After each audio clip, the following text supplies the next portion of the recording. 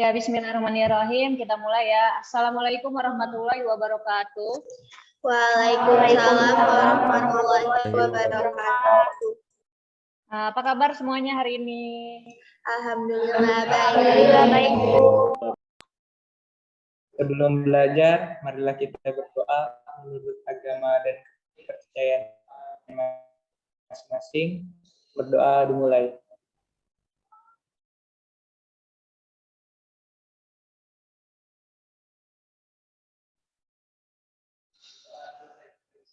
Hadirannya ya. Gimana, udah diisi belum? Di Google Classroom. Sudah, Bu. Sudah, Bu. Sudah ya. Sudah, Bu. Yud, kemudian untuk pembelajaran hari ini seperti biasa, nanti kalau misalkan ada pertanyaan atau mau menjawab pertanyaan, silahkan raise hand dulu ya. Ya.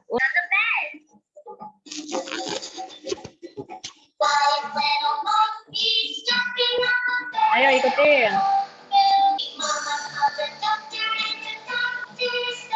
Ayo Atri diikuti.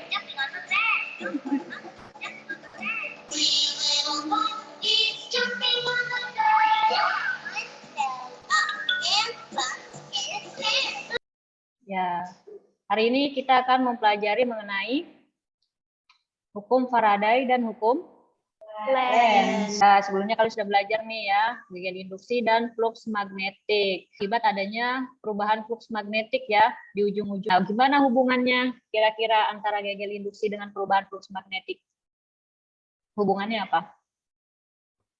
Berbanding lurus. Ya, nanti coba kita cek ya benar atau tidak berbanding lurus. Tujuannya adalah nanti yang pertama kalian akan mengamati dari pemaparan permasalahan yang ada di LKPD ya. Nanti kalian akan menulis jawaban kalian. Kemudian kalian melalui literasi sains dan digital, kalian akan mempelajari materi mengenai hukum Faraday dan hukum Lenz. Kemudian nanti ada percobaan secara virtual. Terus setelah itu kita melakukan diskusi dan presentasi ya.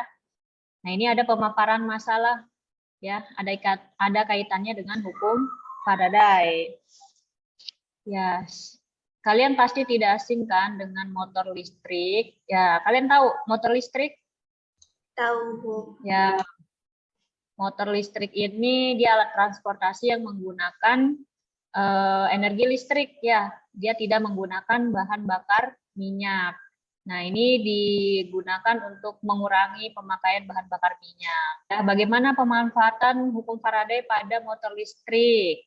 Nah, kalian dapat pikirkan alat sederhana yang juga dapat mengurangi penggunaan BBM atau fosil dan yang pasti ramah lingkungan.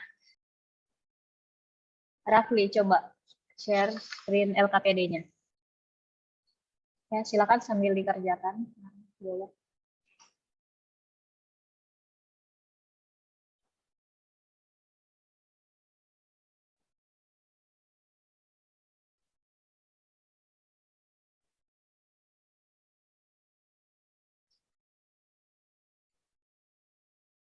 Sudah semua ya. Nah, kemudian setelah ini kalian baca dulu ya, sebelum kita melakukan percobaan, silakan baca dulu materi mengenai hukum Faraday dan hukum Lenz. Silakan dari buku paket pegangan kalian. Bisa juga kalian buka ini ya, modul yang sudah Ibu kirimkan.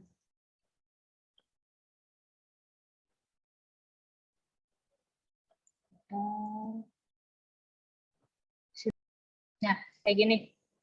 Ya, lakukan percobaan sesuai dengan urutan yang ada di LKPD. Ini dibaca satu persatu langkahnya ya, secara berurutan. Kemudian nanti hasilnya ditulis di tabel hasil pengamatan.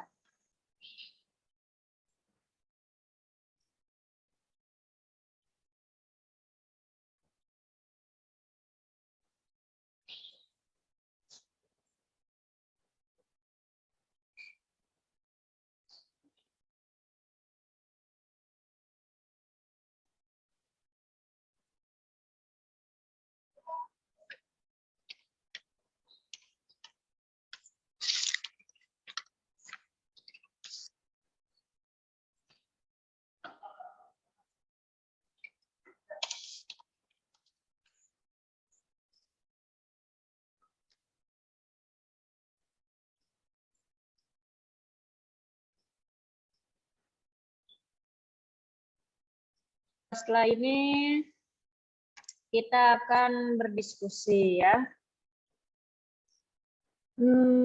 Kita mulai dari hasil tabel pengamatan dulu ya. Untuk jumlah kumparan 4 lilitan, ketika arah magnetnya utara, posisi magnetnya masuk, arah jarum voltmeternya bernilai negatif, kemudian nyala lampunya terang.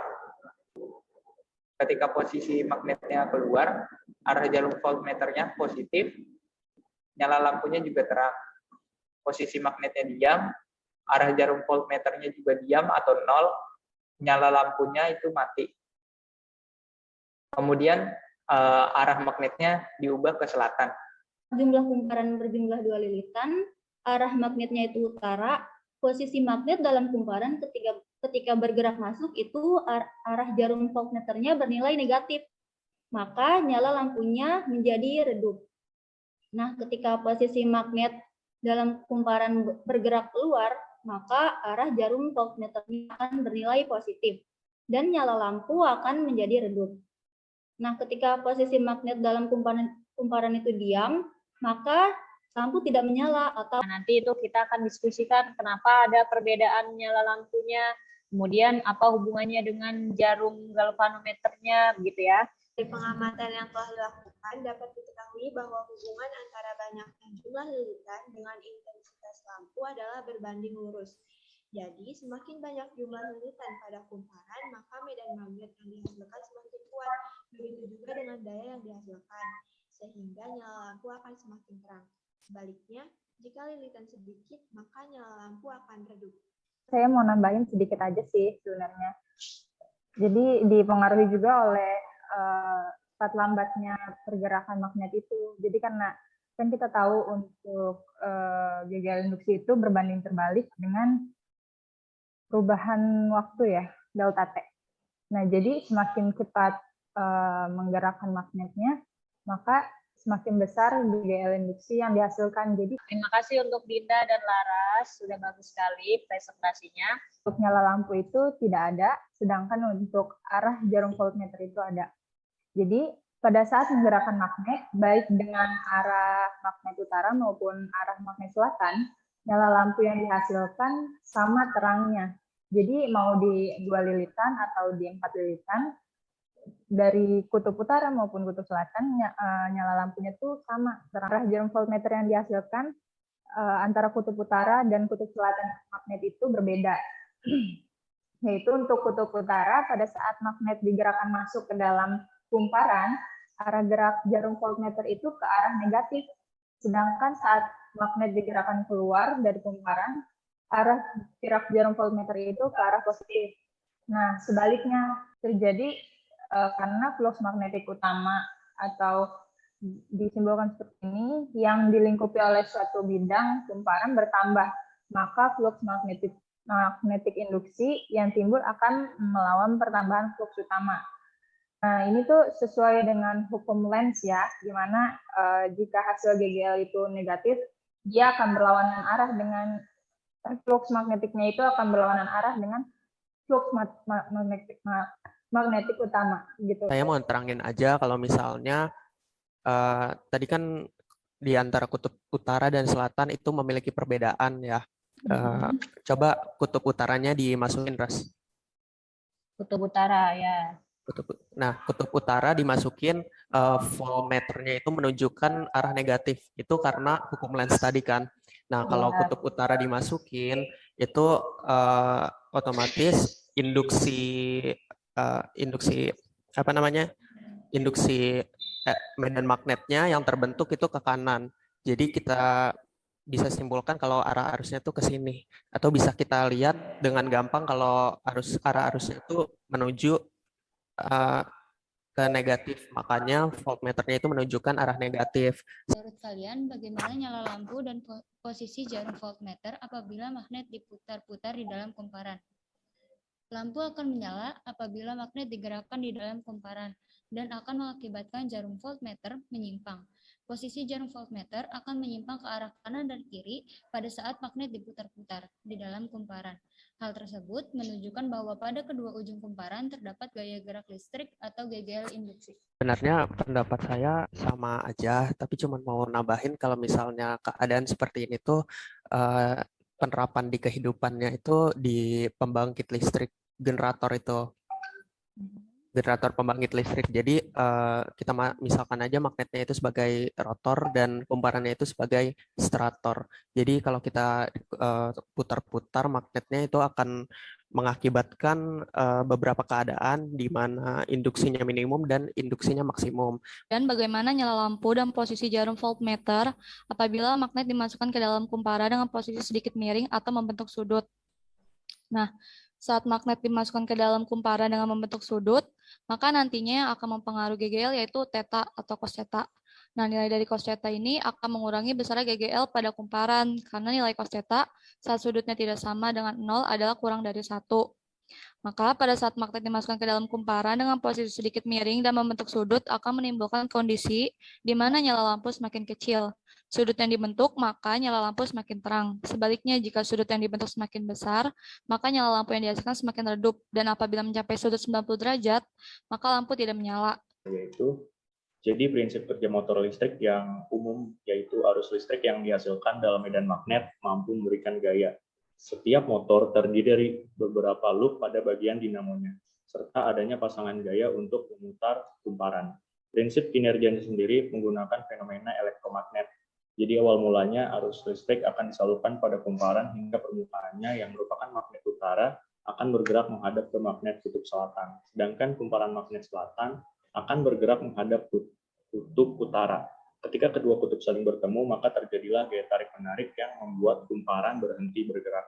Nah, kemudian salah satu alat sederhananya itu ya adalah generator. Nah, generator ini adalah alat untuk membangkitkan energi dari energi kinetik menjadi energi listrik.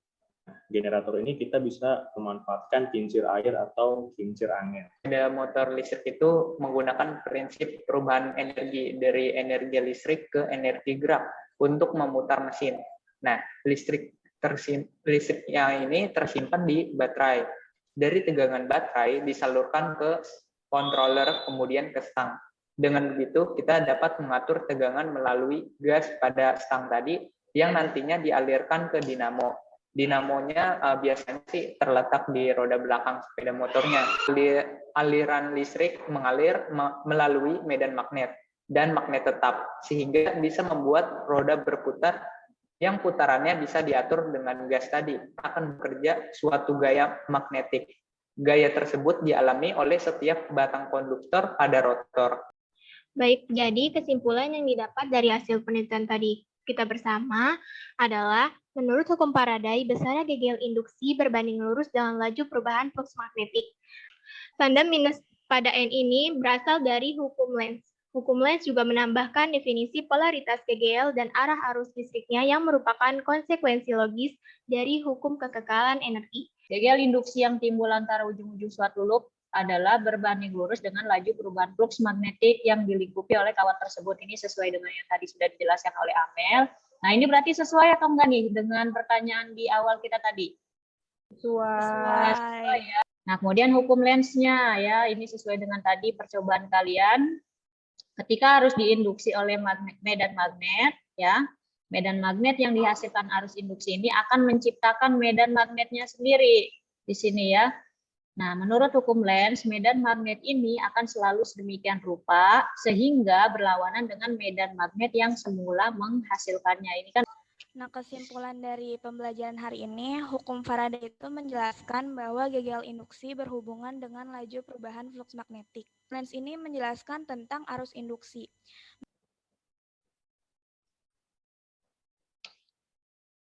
Pertemuan kita selanjutnya mengenai induktor ya. Untuk penugasannya hari ini tagihannya ada di Google Classroom. Pertanyaan ya, nanti silakan dikerjakan, waktunya 1 minggu ya. Belum mengakhiri pelajaran, alangkah baiknya kita berdoa terlebih dahulu. Berdoa dimulai. Berdoa selesai.